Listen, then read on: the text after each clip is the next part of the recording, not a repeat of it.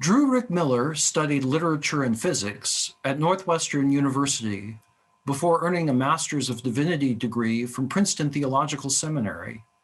He spent more than 10 years with the John Templeton Foundation, where he led the Religious Engagement Department. There, he developed programs helping religious leaders engage science. He's currently project co-director of Science for the Church. We're honored and delighted to have him with us. Welcome, Drew Rick Miller. I've had the privilege of spending my entire professional career working at the interface of faith and science. I think it began with high school physics with Mr. King. He was the one who taught me both to love science and to take joy in the way that mathematics described the physical world. He also let it be known to his classes that he was a person who went to church. And that was formative for me, because it was late in high school and into college that I began to ask what I believed. I had been brought up in the church and I had questions, especially about science and faith, and needed to know if a person of faith could pursue their love of science. In college, I was nearly done with a physics major, taking a quantum mechanics class, which was one of the last requirements. It was at that point that I realized physics may not be it for me. I think my score on that final exam was something like 20%. Fortunately, I had other interests. I was pursuing a double major in physics and English literature.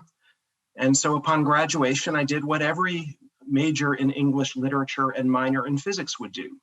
I went to seminary. And that took me to Princeton Seminary. I went there not just for the financial aid package, but also to study with theology and science professor Wenzel van Hoisting. It was Dr. Van Hoisting who opened me to the wonders of this interdisciplinary field of theology and science. He gave me the freedom to ask my questions and the resources to begin to pursue answers.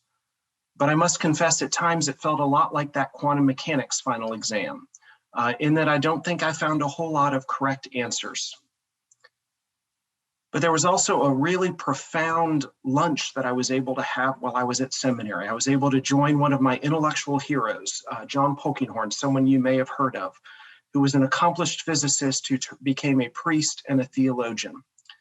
He was in town for a lecture, and Dr. Van Hoisting arranged a lunch for several of us to pepper him with questions for over an hour. For some of our questions, he had really good answers, and for a good number of others, he offered what you might call educated opinions. He used phrases like, "I think it might be the case," or "it strikes me that God could have."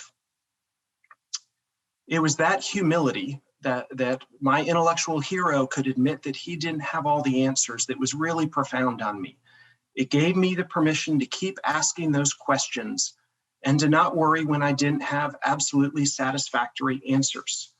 It was an encouragement that I could seek to grow in my faith, in my understanding of God, both through the book of Scripture and the book of nature.